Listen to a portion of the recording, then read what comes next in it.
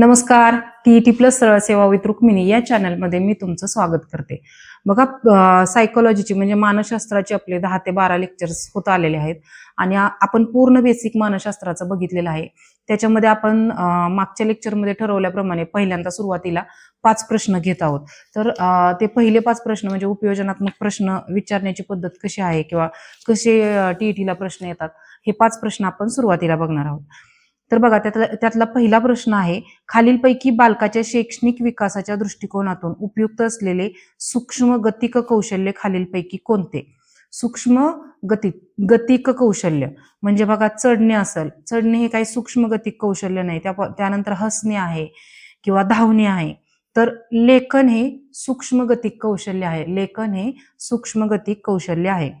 बघा, दुसरा आहे डिस्ग्राफिया ही अध्ययन क्षमता किंवा डिस्ग्राफिया ही अध्ययन अक्षमता किंवा अकार्यक्षमता खालीलपैकी कोणत्या दोषाशी संबंधित आहे? बघा, डिस्ग्राफिया असेल, डिस्कॅल्क्युलिया असेल किंवा डिस्लेक्सिया असेल, हे जे हे आहेत आपल्या याच्यामध्ये ज्या अक्षमता आहेत या, तर याच्यामध्ये काय नक्की होतं?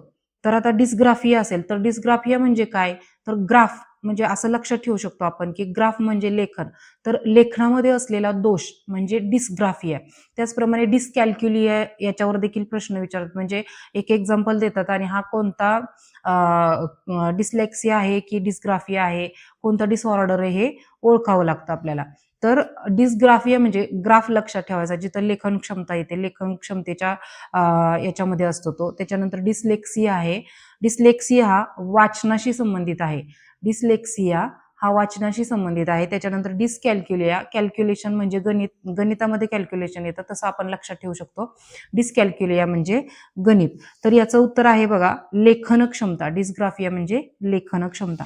विद्यार्थ्याला दिले जाणारे प्रबलन ऑप्शन आहेत. काही काळानंतर विद्यार्थ्याला नकोसे वाटते, विद्यार्थ्याला त्याचे महत्व वाटत नाही, विद्यार्थ्याला अध्ययन तत्पर ठेवते आणि विद्यार्थ्याची भावना दुखवते. तर बघा, प्रबलन म्हणजे काय? प्रेरणा देणे, असं पाठबळ देणं किंवा एखादी चांगली गोष्ट करण्यासाठी त्याला सपोर्ट करणं, अशा गोष्टी.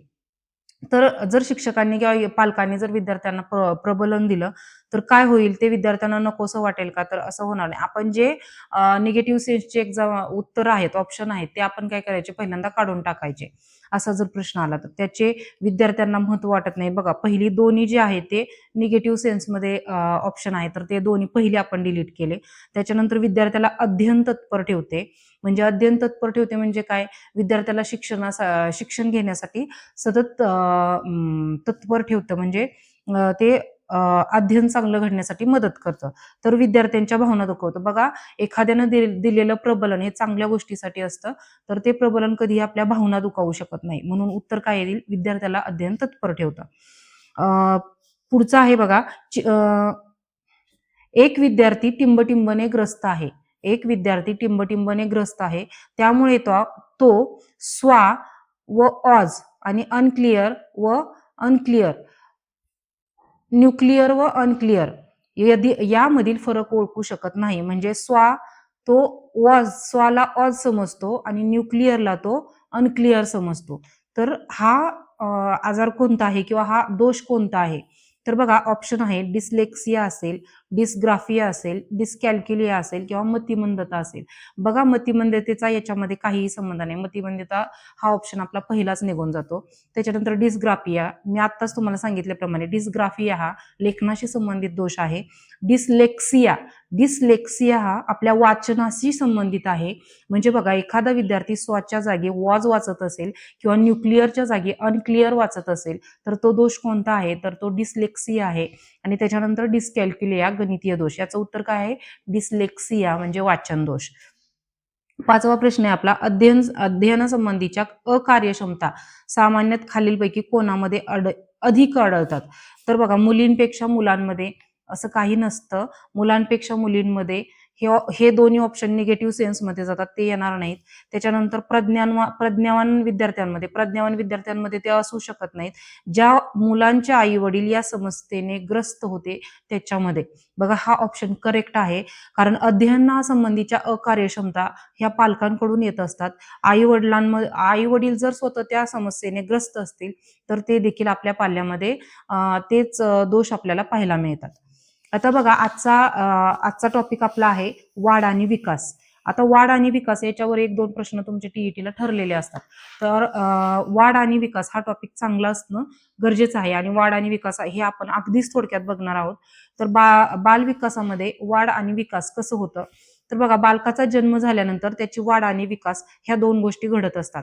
आता वाढ ही अशी आहे की विशिष्ट वय झाल्यानंतर वाढ थांबते, परंतु विकास हा अगदी आजन्म चालू असतो. विकास खंडित होत नाही. जसं वाढ जी आहे विशिष्ट वयापर्यंत मर्यादित कालावधीपर्यंत चालू राहते, परंतु विकास हा आजन्म चालू असतो. म्हणजे जन्मापासून मृत्यूपर्यंत विकास हा सातत्याने घडत असतो. तर बघा तुम्हाला टीईटीला प्रश्न पण फरकामध्ये पण प्रश्न विचारला जाऊ शकतो. ही गुणवैशिष्ट्ये कोणाची आहेत? ही वाढीची गुणवैशिष्ट्ये आहेत की विकासाची गुणवैशिष्ट्ये आहेत? तर वाढ ही विशिष्ट वयाच्या मर्यादेपर्यंतच ती चालू असते आणि विकास हा निरंतर अखंड आजन्म चालू असतो. तर बघा वाढ म्हणजे मोजता येईल असा परिणामात्मक बदल आणि विकास म्हणजे व्यक्तीमध्ये सूक्ष्मपणे म्हणजे हळू सातत्याने घडून येणारा गुणात्मक बदल. म्हणजे बघा वाढ हा कसला आहे, एक परिमाणामध्ये आपण त्याला मोजू शकतो. म्हणजे उंची असेल, वजन असेल, ही वाढ झाली.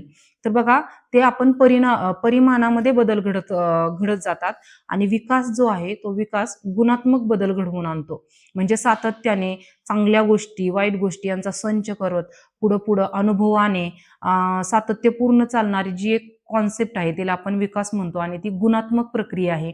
आणि वाढ जी आहे ती वाढ ही परिमाणात्मक आहे, जी मोजता येते. वाढ ही मोजता येते. आता यातला फरक जर आपल्याला समजून घ्यायचा झालं तर बघा वाढ आणि विकासामध्ये फरक काय आहे? तर आत्ताच बघितलं वाढ ही मोजता येते. म्हणजे वाढ ही काय आहे? तर संख्यात्मक साधन आहे. वाढ हे काय आहे? संख्यात्मक साधन आहे किंवा संख्यात्मक बदल याच्यामध्ये आपण मोजू शकतो. आणि विकास काय आहे? तर तो गुणात्मक बदल आहे. तर बघा वाढमध्ये काय काय येतं? फॉर एक्झाम्पल उंची असेल, वजन असेल, केस असतील, शरीर असेल, अवयव असेल, यामध्ये बदल होत असतात. त्याला म्हणतो आपण वाढ. त्याच्यानंतर विकासामध्ये काय होतं? तर बुद्धिमत्ता असेल, स्मृती प्रक्रिया असतील, त्याच्यानंतर संबोध असतील म्हणजे संकल्पना असतील आपल्या, प्रतिमा, कल्पना, तर्क अनुमान यामध्ये बदल होत जातात. म्हणजे बघा बौद्धिक क्षमता असतात त्याच्यामध्ये देखील विकासामध्ये बदल होत जातात. विचार करण्याची प्रक्रिया असेल किंवा एखाद्याला समजून घेण्याची जी शैली असते ती शैली असेल, ह्या सर्व गोष्टी कशामध्ये येतात? तर त्या विकासामध्ये येतात.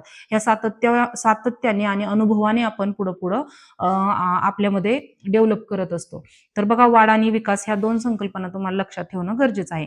आता वाढमध्ये काय होतं? तर विशिष्ट कालावधीपर्यंतच तो बदल घडत असतो आणि विकास ही संकल्पना आहे ती आजन्म चालणारी प्रक्रिया आहे. तर वाढ ही जी आहे ती बऱ्याच प्रक्रियेमध्ये ती अनुवंशाशी संबंधित असते. म्हणजे तिथं अनुवंश खूप मॅटर करतो. तर विकासाचं तसं नाही. विकासामध्ये अनुवंश तर आहेच, परंतु त्या व्यक्तीला किंवा त्या बालकाला परिवेश कसा भेटत आहे, सांस्कृतिक असेल, सामाजिक असेल, कौटुंबिक असेल, परिवेश त्या बालकाला कसा भेटत आहे, याच्यावर म्हणजे ती परिस्थिती कशी आहे, तो ज्या परिवेशामध्ये राहतो किंवा ज्या परिसरामध्ये राहतो तो, ज्या समाजामध्ये राहतो तिथला त्याची परिस्थिती कशी आहे. म्हणजे विकासामध्ये अनुवंशाबरोबरच परिस्थिती देखील महत्वाची असते आणि वाढीमध्ये काय आहे? फक्त तिथं अनुवंश महत्वाचा आहे. तिथं परिस्थिती महत्वाची नाहीये. तर विकासामध्ये वाढीमध्ये जसं अनुवंश आहे तसा विकासामध्ये अनुवंश प्लस परिस्थिती या 2 गोष्टी महत्वाच्या आहेत. हे लक्षात ठेवणं गरजेचं आहे. याच्यावरच तुमचे पूर्ण प्रश्न सुटून जातील. आता विकासाची तत्वे आणि वैशिष्ट्ये बघूया आपण. आता विकासाची तत्वे काय आहे? तर बघा व्यक्तीचा विकास हा काय होतो? सातत्याने घडून येत असतो. तो आजन्म घडणारी प्रक्रिया आहे. हे एक त्याचं पहिलं वैशिष्ट्य किंवा पहिलं तत्व आहे. आता याच्यावर आम्हाला प्रश्न आला होता की विकासाचे स्वरूप हे क्रमबद्ध स्वरूपाचे असते. विकासाचं स्वरूप हे काय असतं, क्रमबद्ध स्वरूपाचं असतं. म्हणजे उदाहरणार्थ जर आपण उदाहरण द्यायचं झालं तर बघा, लहान मुलं असतं ते पहिल्यांदा आपल्या चेहऱ्यावरती भाव व्यक्त करत असतं, हालचाल करत असतं, हुंकार देत असतं. त्याच्यानंतर ते काय करतं, थोडं थोडं आलटी-पलटी मारायला सुरुवात करतं किंवा पालतं पडतं. त्याच्यानंतर ते रांगायला सुरुवात करतं. मग ते हळूच भिंतीला वगैरे धरून उभा राहायला सुरुवात करतं. ह्या अशा गोष्टी किंवा त्याच्यानंतर चालणं असेल, हळू पळणं असेल, या गोष्टी त्याच्या हळू क्रमबद्ध रीतीने घडत असतात. हा विकास आहे त्याचा आणि हा विकास जो आहे तो सातत्याने क्रमबद्ध स्वरूपात घडत असतो. तिसरं आहे बघा, विकासाचं स्वरूप संकलित असतं. म्हणजे संकलित म्हणजे काय, तर ज्या विकासामध्ये घटना घडत असतात त्या एकमेकाशी सांगड घालून घडत असतात, एकमेकांशी संकलित असतात त्या गोष्टी. त्याच्यानंतर विकास हा स्थूलाकडून सूक्ष्माकडे होत असतो. विकास हा काय आहे, स्थूलाकडून सूक्ष्माकडे होत असतो. म्हणजे बघा, पहिल्यांदा मूल काय करतंय, पालतं पडतंय, रांगतंय, त्याच्यानंतर बोलतंय, चालतंय, पळतंय, हे स्थूल घटक आहेत, म्हणजे मोठ्या प्रमाणात घडणारे बदल आहेत हे. परंतु जसजसं आपण आपलं वय वाढत जातं तसतसं आपण सूक्ष्मतेकडे चालले जातो. हा विकास हा आपला सूक्ष्म, म्हणजे विविध कौशल्य आत्मसात करणं, हे सूक्ष्म बदल आहेत. तो अनुभवाने आलेले बदल, सातत्यपूर्ण कार्य केल्यानं आलेले बदल, हे सूक्ष्म बदल आहेत आपल्या आयुष्यातील. म्हणजे विकास हा स्थूलाकडून सूक्ष्माकडे होत जातो. बघा पुढचं आहे, विकासाची शारीरिक, मानसिक, भावनिक ही अंगे परस्परांवर अवलंबून असतात. ऑब्व्हियस आहे की विकासामध्ये आपल्या ज्या सर्व गोष्टी आहेत, बौद्धिक असतील, मानसिक असतील, भावनिक असतील, शारीरिक असतील, ह्या सर्व ज्या गोष्टी आहेत त्या एकमेकांवर परस्परांवर अवलंबून आहेत. पुढं आहे, विकासावर अनुवंश व परिस्थितीचाही परिणाम होतो. जसं आपण बघितलं, वाढीमध्ये अनुवंश व परिस्थिती या वाढीमध्ये अनुवंशाचा परिणाम होत असतो. तसं विकासामध्ये अनुवंश व परिस्थिती या दोन गोष्टींचा त्याच्यावर परिणाम होत असतो. पुढे बघा, विकासामुळे विशिष्ट वयोगटात आवश्यक कौशल्य व वर्तन प्रकार संपादित केले जातात. म्हणजे विकासामध्ये काय होतं, विशिष्ट गटामध्ये काही जास्त प्रमाणात कौशल्य आत्मसात केली जातात किंवा काही जसजसं आपलं वय वाढत जाईल त्या आपल्या आयुष्यामध्ये असा एक विकासामध्ये टप्पा येत असतो की त्या टप्प्यामध्ये आपण खूप अशी कौशल्य आपण काय करत असतो, स्वतःमध्ये आत्मसात करत असतो. पुढे आहे बघा, विकासाची गती प्राथमिक अवस्थेत अधिक असते.